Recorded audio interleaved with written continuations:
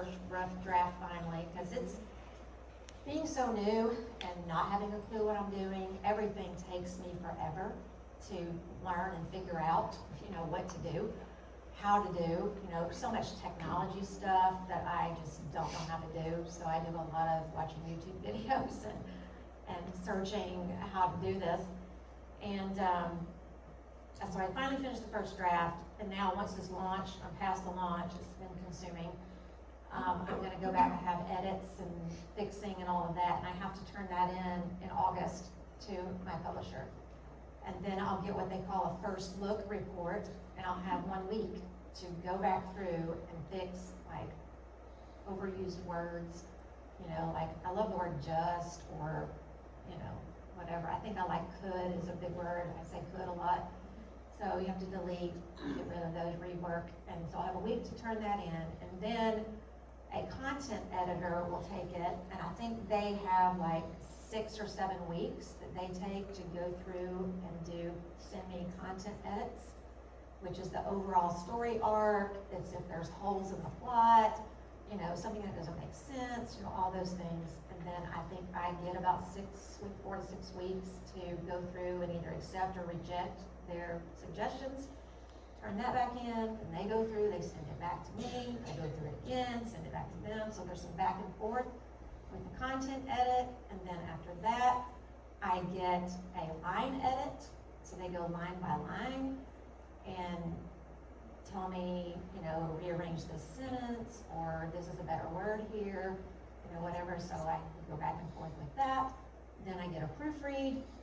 Then I have to read through it again through the proofread, and then, if it's missing a comma or a period or whatever, misspellings, anything like that, through the proofread, and all of that, is a back and forth. And so that will be months, of the process. So the book comes out next June, so I will probably turn in my final yes. And after that, you get what's called a galley copy. And this is the final before it goes to print. And it's all formatted, it has your title page, your dedication, your acknowledgments, everything. So it's going through and making sure that's all right, it's formatted correctly, turn that in. And so then I think that will probably be done in March, maybe? Because it comes out in June, so February or March, that'll be done. And then after that, it takes a while. But it's a pretty set schedule. It's about a year. They have to schedule certain books to come out in certain periods. Like, they only get so many books for March, and so you better have it done by this timeline and make that March. Yeah, my publisher is now publishing 3 books a month. And so if you're late turning in your edits, that throws off the schedule. It can throw off the other books that are behind you, so they really want you to stay on your schedule and not miss your deadline. So, yeah, it's about a year-long process from the time I turn it in until it's coming out. It's about a year. It's a lot. And the bigger houses, they are like 2 years ahead. They work about 2 years ahead. So if you got a contract with a bigger publisher right now, so this is 2026, your book wouldn't come out until 2028. Yeah. All right. One more. Okay. Just briefly, I wonder if you could talk about beta testing, kind of the pros and cons, what you know now that you wish you knew. With the beta reader? About that, with the beta readers, is that a good thing? Did that really help? Is there Okay. some ups and downs or Yeah, pros and cons? so SC was a beta reader for me for both books. I think it's good. I think I got some good feedback, especially, with that first book with the abortion theme running through it, and with you so big in the crisis pregnancy center and, everything you've been through, getting feedback from people who have been through that or experienced what you're writing about. I think it's really important. Like this book that's coming out has a lot of the deep, hard themes in it, abuse and, the runaway, there's infidelity, there's lots of different things. And so, especially the abuse piece, I had a beta reader who has been through an abusive relationship. So she read through it for me to make sure that I was representing that correctly, because I haven't been through that.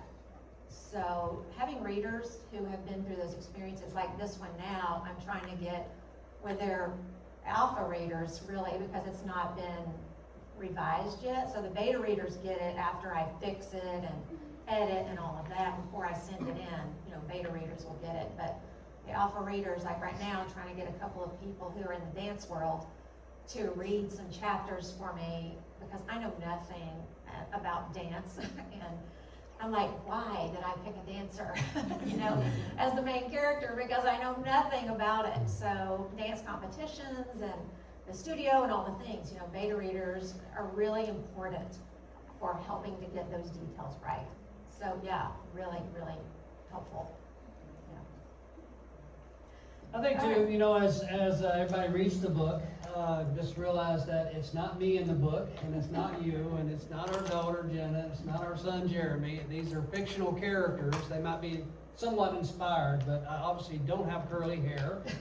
And I kept telling Deena, when is this book going to represent me? Because there's so much in there. She puts me more in a good light so far in the book. I don't know, I haven't finished it all. I mean, it's fiction, so it's not really you. It's not really you. It's not really us. It is inspired by us. Yeah. Okay, it's inspired by us. But what I say, I've done a lot of interviews, podcasts, and things about it. I think a lot of the emotions that are in it are more the real things. Yeah.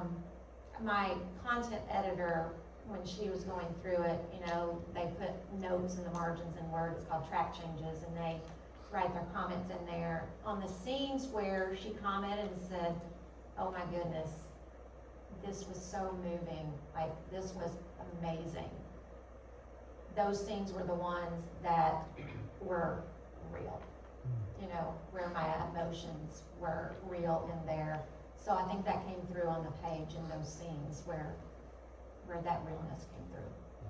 So, all right, well, thank you. That's the Q&A. So.